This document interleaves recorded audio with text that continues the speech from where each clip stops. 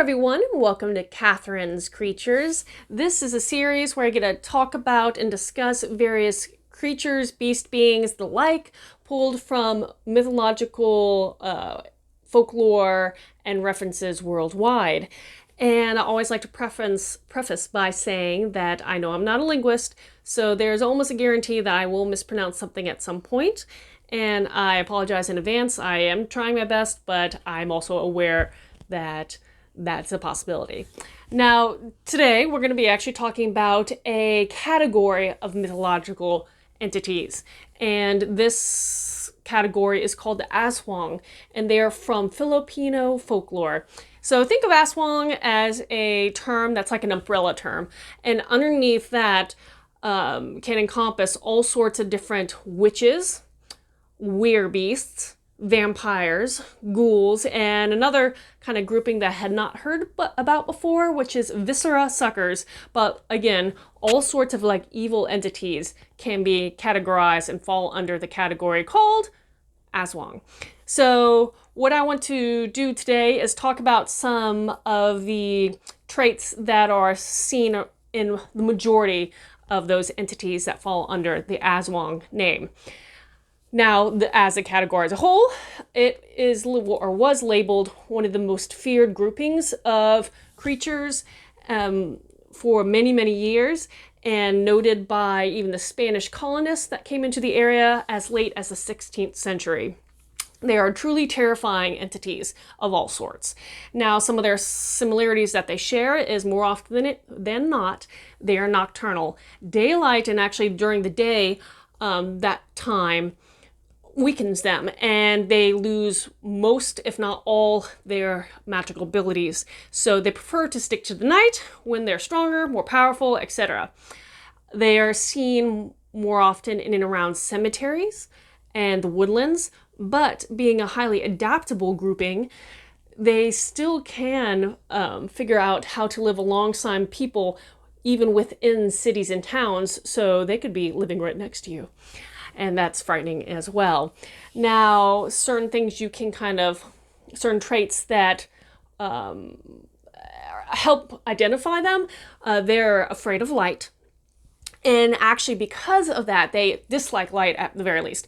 And because of that, during a wake, so after someone's passed away, during the wake service, they try to keep that whole area brightly lit because they're trying to deter any Aswang coming in and either snatching the corpse, or eating it. So they try to keep that as brightly lit as possible because of that.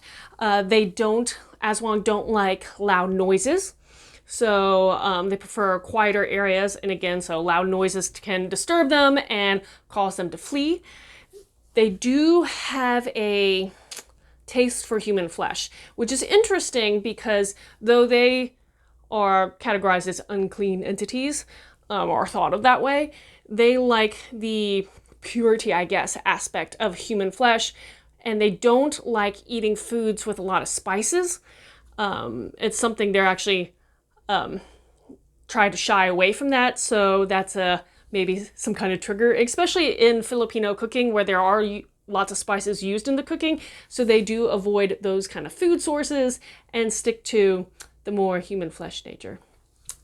Now, so there are certain things or objects you can keep around to kind of keep away and fend off Aswang, and including spices is one of them. Obviously, there are certain holy objects that will deter them.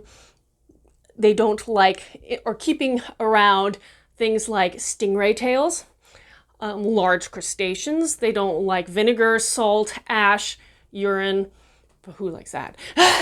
So there are certain things that, kept around can kind of be used to help prevent Aswang from coming to get you. And along with that, there is an anti-Aswang oil that people can either make themselves or buy. And I'm not going to go into the depth of what you need to do and what the ingredients are and how to bless it and etc. so on, but there's information about that elsewhere. But there is an anti-Aswang oil that you can create to use to keep them away. One of the few ways you can actually slay an Aswang is using a bola knife and stabbing one in like the center of the back. Of course, once you do that, the rule is bury the knife. You want to bury the knife, and I don't know exactly why. I don't know if not doing so allows the Aswang to resurrect, but the lore was saying you take the knife, stab them in the back, and then bury the knife to try to prevent them from coming back.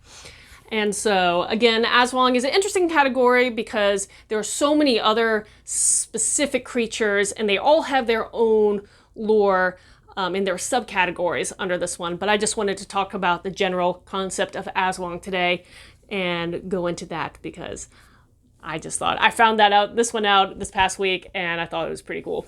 So hopefully you enjoyed. If you have any questions about this or anything else, post them in the comments below or message me on social media. And until next time, Skål.